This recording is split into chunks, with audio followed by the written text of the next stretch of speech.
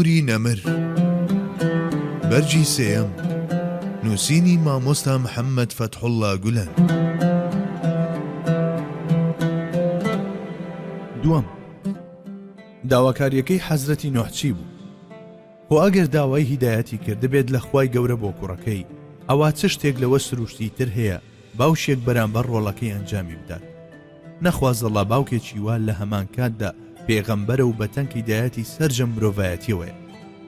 چ شتێک لەوە ئاساییتر بگرە گەورەتر بۆ کەسێک کە سۆز و بەزەییەکەی هێندە فراوان و بەرین بێت، بەزەیی بە ڕۆڵەکەیدا بێتەوە و دوعای بۆ بکات و سەرفرازی ئەبەدی بۆ بخوازێت.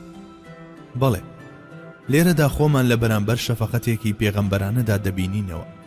هۆ ئەگەر ئەو شەفەقەتەی لەواندا هەبووە لەو دی و سنووری ئیدراکی ئێمەوە نەبوایە و زۆر جیاواز نەبوایە، ئەوە مەحاڵ بوو بتوانین شام بدەینە بەرباری قورسی پێغەمبەرایەتی و بیبین بەڕێوە. بڕوان نەدایک بۆ ئەوەی جگەر گۆشەکەی لە ئامێز بگرێت و بەدەم بەجێهێنانی هەموو داواکاریەکەیەوە ڕاپەڕێت، دەبێت سروشتی لێوان لێو بێت لە سۆز و بەزەیی. ئەی دەڵێن چی ئەگەر ئەو کەسە پێغەمبەرێک بێت، بگرە لە گەورە پێغەمبەران بێت و ئامێزی بۆ سەرجەم مرۆڤایەتی کرد بێتەوە و ئەوداڵی بەجێهێنانی تەواوی خواستە ڕەوا دنیایی و ئاخیرەتیەکان بێت و لەو پێناوەدا خەوی لێتاڵ بوو بێ. کاتێک قورئانی پیرۆز باسی دەسەروەرمان دەکات، حاڵەتی ڕۆحی ئەو نازدارەمان لە بەرامبەر موشریکاندا بەم شێوەیە بۆشی کار دەکات. فلعلك باخع نفسك على آثارهم إن لم يؤمنوا بهذا الحديث أسفا. هەر ئەوەی باوەڕ بەم وتەیە قورئان ناهێنن، هێندەی نەماوە خۆت لەناو ببەیت و لە داخ و خەفەتدا بمری. پێغەمبەری خوش صلی الله عليه وسلم بارودۆخی خۆی بەم شێوەیە ڕوون دەکاتەوە و لەو بارەیەوە ئەم نمونەیە دەهێنێتەوە.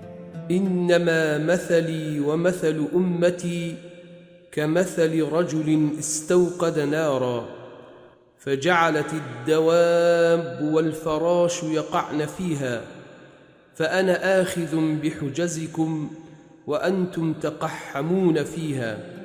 نمونەی من و ئومەتەکەم لە نمونەی مرۆڤێک دەچێت ئاگرێکی کرد بێتەوە. مێرو و پەروانەش ئەوانەی ئاگرەکەیان دیوە دەوری دەدەن و دەکەونە ناوی. بەڵێ، من دەستم لە کەمەرتان گیر کردووە و ڕاتان دەچێشم، کەچی ئێوە ملتان ناوە و بەرەو ئاگرەکە دەڕۆن. ئەگەر شەفەقەتی پێغەمبەرانە ئەمە بێت، دەیخۆ حەزرەتی نوحیش پێغەمبەرە و ئەویش هەڵگری هەمان شەفەقەت بووە. بەڵام ئەوەی جێ ئاماژەیە ئەوەیە کە هەر کە حەزرەتی نوح ئاگادارکردنەوەکەی بیست، دەست بە جێگەڕایەوە بۆ لای خوای گەورە و دەستی لە دوعاکەی هەڵگرت و داوای لێخۆشبوونی لە پەروەردیگاری کرد. ئێستاش با پێکەوە لێکچوونی نێوان دوعاکەی حەزرەتی نوح عەلەیهی سەلام و نزا و پارانەوەکەی حەزرەتی ئادەم عەلەیهی سەلام ببینین.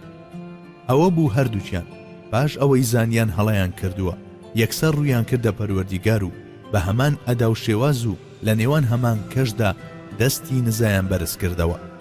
ئاخر چونکە هەردووچیان زادەی هەمان هەوێن و هەمان سروشت بوو، لە هەمان مەدرسەدا خوێندبوویان و لە لای هەمان مامۆستا جوانەیان وەرگرت بوو.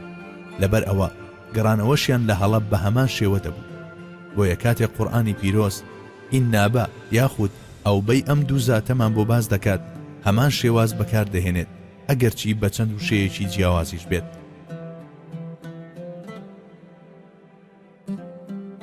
سێم، دەستورێکی شەرعیمان هەیە دەڵێت ئێمە بەپێی ڕواڵەت بڕیار دەدەین.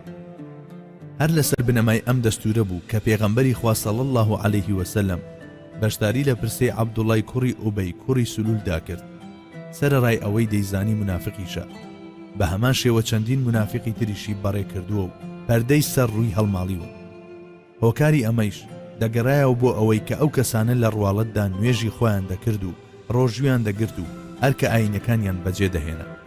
جابۆی هەیە کوڕەکەی حەزرەتی نوحیش لە حاڵەتێکی ئاوهادا بوو بێ، لەوانەیە هەردەم وەک موسڵمان خۆی نیشاندا بێ، بەڵام لە ناقەوە منافق بوو بێ، یاخود دەکرێت نیفاقەکەی ڕێک لەو کات و شوێنەدا سەری دەرهێنا بێت. حەزرەتی نوحیش بە گوێرەی ڕواڵەتی دەرەوەی حکمی داوە و بە یەکێک لە خانەوادەکەی خۆی دایناوە. بڕیاردانیش بە پێی ڕواڵەت هەرگیز گوناه نییە، کەواتە حەزرەتی نوح عەلەیهی سەلام هەرگیز و هەرگیز گوناهی ئەنجام نەداوە، بەڵکو بە ئەرچی سەرشانی خۆی هەڵساوە.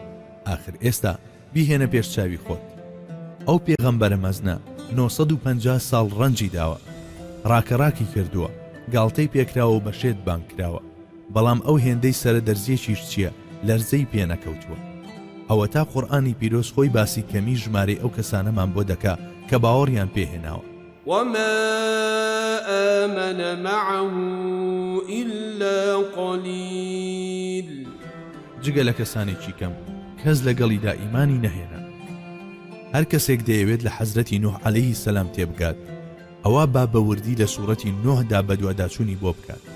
ئەوسا تێدەگات کە ئەو پێغەمبەرە پایەبەرزە بە ئەندازەی دووری نێوان عەرش و فەرش لە گوناه دوور و پاک و بێگەردە. دەساخوای باڵادەست بەر شەفاعەتی پێغەمبەری سەروەر و حەزرەتی نوحیشمان بخات. ئامین.